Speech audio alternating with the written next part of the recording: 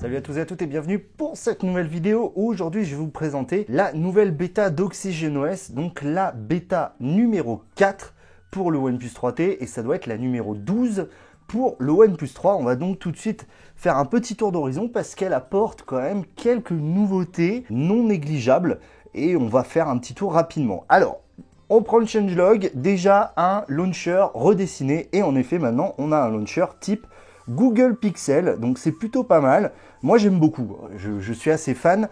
Alors, petite chose, les boutons, c'est moi qui les ai faits. C'est l'application Pixel Navbar qui me les offre. Le lien sera dans la description. C'est une petite application plutôt sympa pour avoir des boutons un peu comme le Google Pixel et finalement avoir un launcher très proche du Google Pixel. Au niveau des paramètres, pas de grandes nouveautés. On a un petit peu de nouveauté quand même, c'est un petit peu redessiné, c'est pas fou.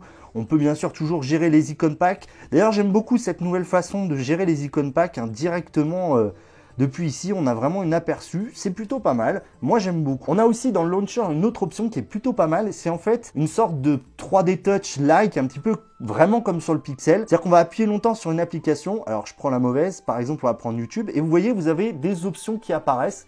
Alors moi j'aime beaucoup, je trouve ça plutôt pratique, si vous faire un tweet rapide, scanner un QR ou des choses comme ça, c'est vraiment sympa. Ça le fait pas sur toutes les applications comme vous pouvez le voir, mais moi j'apprécie beaucoup. Par exemple, on peut directement accéder aux mails, aux messages, à des choses sur Google Chrome, c'est plutôt pas mal. Ensuite, ce qu'ils appellent le Notification Denoising. On peut gérer donc, d'après ce que j'ai compris, de façon plus poussée, quelle notification veut apparaître. Donc Allo, Notification Denoising, ou Block All Notification. Donc ça veut dire que, à mon avis, d'après ce que j'ai compris, la notification va bien apparaître ici, mais par contre, il n'y aura pas de son, en fait, qui va être produit. Donc c'est plutôt pas mal. Alors ensuite, il y a le fameux Gaming Do Not Disturb Mode. On va dans les paramètres, on va dans Avancé, et ici on a Gaming Mode. C'est-à-dire qu'en fait, les applications qui sont intégrées ici, on les choisit, on choisit celles qu'on veut.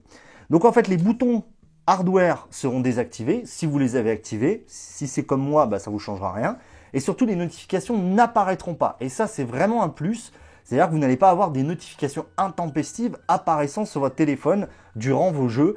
Des fois, ça peut être relou. Donc ça, c'est bien qu'il l'ait mis. Autre nouveauté, cela vient du display et surtout du mode nuit qui en fait peut être maintenant réglé de façon automatique. Soit quand le soleil se lève et le soleil se couche. Donc là, ça utilise les datas pour dire où vous êtes, quand est-ce que ça se lève et quand est-ce que ça se couche.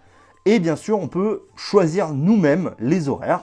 Moi, j'aime beaucoup cette fonctionnalité. C'est quelque chose qui est présent donc sur déjà les iPhones. Et ça, je suis très content que OnePlus l'ait enfin mis en place. Ensuite, on a une option qui vient d'apparaître qui s'appelle Secure Box.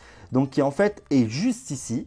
Qui vous permet donc, on met un pin. Donc, on va mettre par exemple 00000000000. Et donc là, on peut stocker des fichiers. Donc, par exemple, je vais aller dans l'image.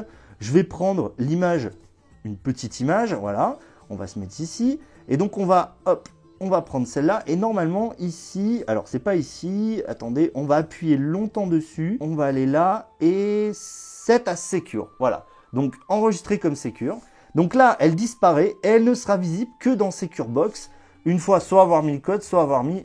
Voilà, elle sera visible qu'ici, c'est pas mal pour sécuriser certains fichiers qui peuvent être sensibles sur votre téléphone. Alors bien sûr, il y a d'autres petites nouveautés qui sont apparues, comme par exemple la vitesse du réseau qui est maintenant affichée de façon réelle et instantanée. La touch latency, c'est-à-dire le décalage entre l'appui de votre pouce et la réaction de l'écran a encore une fois été optimisé. Et c'est vrai qu'on sent un léger gain à ce niveau-là. Du point de vue vidéo et photo, notamment la vidéo, la stabilisation électronique de l'image a encore une fois été optimisée.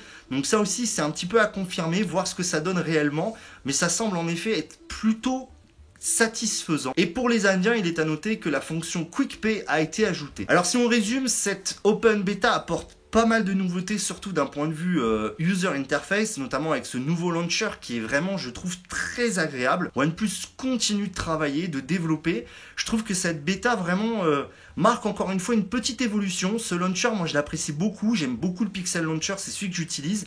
C'est vrai que d'avoir ce Force Touch-like est plutôt agréable. Alors moi, ce que j'aimerais savoir, c'est si vous tournez sur cette Open Beta 4 pour OnePlus 3T ou Open Beta 12 sur OnePlus 3, me dire ce que vous en pensez. D'un point de vue autonomie aussi, j'en ai pas parlé, c'est plutôt pas mal. Honnêtement, il y a vraiment, là encore une fois, je trouve que sur cette version, il y a vraiment des progrès. tout comme les performances qui sont toujours de premier ordre. Voilà, OnePlus continue dans sa logique. Donc en gros, cette Open Beta 4 est plutôt intéressante, moi je l'apprécie beaucoup. Si vous voulez l'installer, tous les liens dans la description. Et puis n'oubliez pas d'aimer la vidéo, de la partager. N'oubliez pas si vous voulez, aussi je le dis pas souvent, mais n'oubliez pas si vous voulez recevoir mes nouvelles vidéos sur votre smartphone, n'oubliez pas d'appuyer sur la petite cloche. J'essaierai de vous la mettre ici, la petite cloche. Et n'oubliez pas d'appuyer sur cette petite cloche, comme ça vous les recevrez directement sur votre téléphone. C'est tout pour cette vidéo, c'était Vito, Tech Check les amis.